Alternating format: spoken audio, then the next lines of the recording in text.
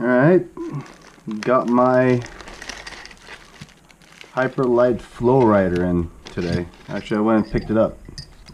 Been waiting for this thing, checking every day, and finally went and picked it up.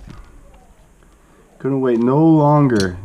If they seriously took 2 more days to get this in stock, I would have had a different frame. I was almost going to buy the floss.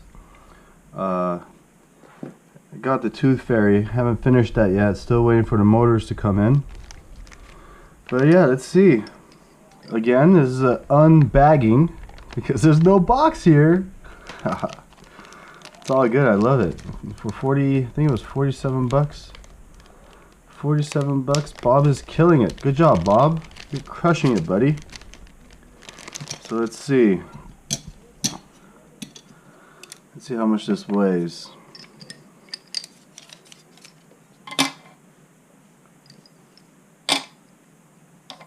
So right at the moment I'm only flying my Chameleon with the T motors. On this one I'm going to put some different, okay, so it's going to be about 101, it's probably 100 grams without the bags. That should be pretty good. Yeah, on this build I'm going to use these ZMX motors. These are the Fin X30s. I don't know, try something different, right? Everybody has T motors. T motors are great, but oh my god, are these tight inside. Look at, I don't know if you guys can see, you probably can't, but the gap from the magnet to the stator is really close. Yeah, I'm going to use a AKK VTX. This one's the 800 milliwatt. I might use this VTX. This is the Runcam one. I got it for the Swift camera. I bought this for the Tooth Fairy. Depending on how my build goes with the AKK, I don't know. We'll see. But I'm going to use the DYS 4-in-1 ESC 30 amp and the CL Racing flight controller. All right, it is assembled.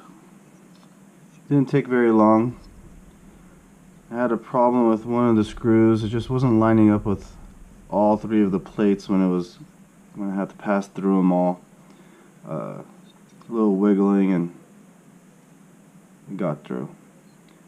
Not a problem assembling it. It doesn't come with instructions, but after you have all the parts laid out in front of you, it's pretty easy to figure out what you need to do.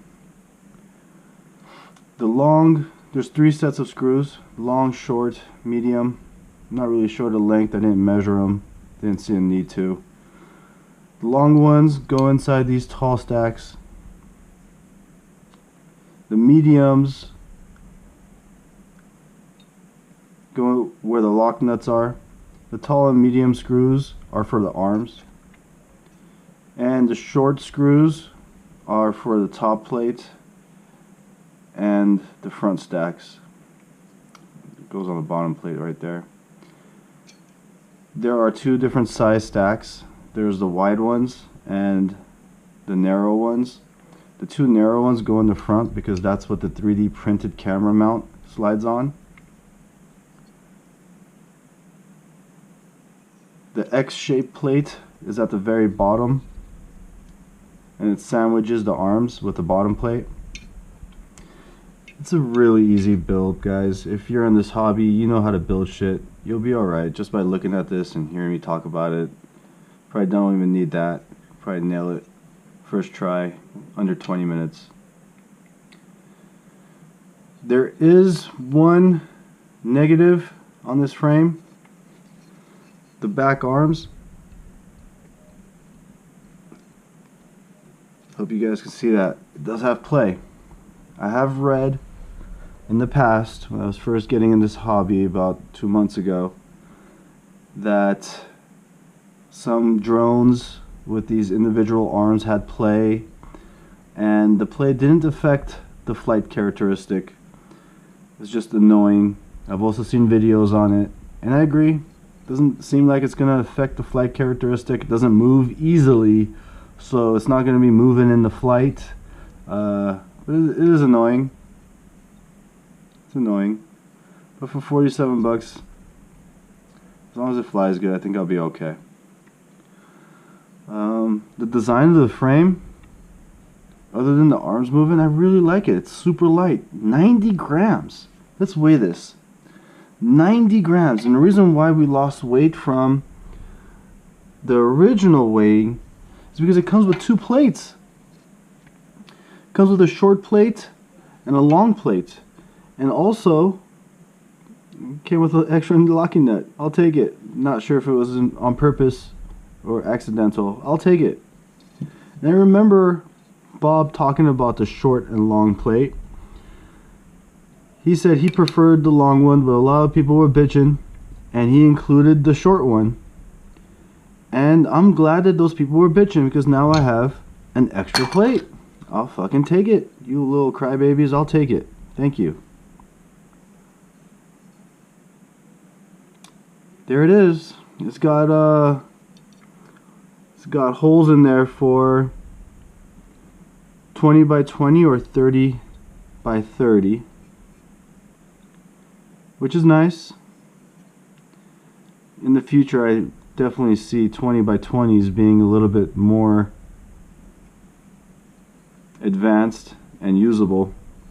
Right now I have the Tooth Fairy, and the market is very limited on 20 by 20 stuff. Most of the stuff is 30 by 30. You know, I like the frame. If you have any questions that I didn't cover, I'm not a review guy. Just thought I'd try posting something that nobody had yet. Have any questions, put it on the comments. I'll answer it. Looks pretty sweet. Most likely the arms and some other stuff will be updated in the future, because one thing I've noticed is Bob likes to keep on top of his stuff. So if there's a problem, people will report it, Bob will listen, and Bob will fix. That's why Bob is so great at selling frames. The guy listens to people's complaints. I mean, he even listened to people complaining about the top plate.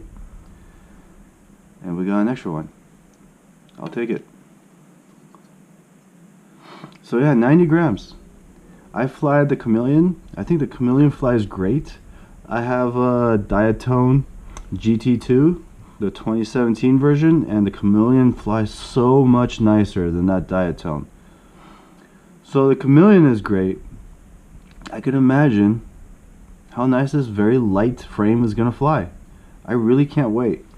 Also, the distance between the front stacks where the camera goes is the same as the Tooth Fairy. So I'm pretty sure it's probably going to be the same as the Floss, and the 3D mounted camera holders will probably be the same, universal for all of the frames. I like it, Bob. I like it. Like I said, the only issue I saw was the movement in the back arm, and I have to use a lot of force to get that to move. That's it. I'm going to try to keep this short. You guys have a good day, or night, or morning. Take care.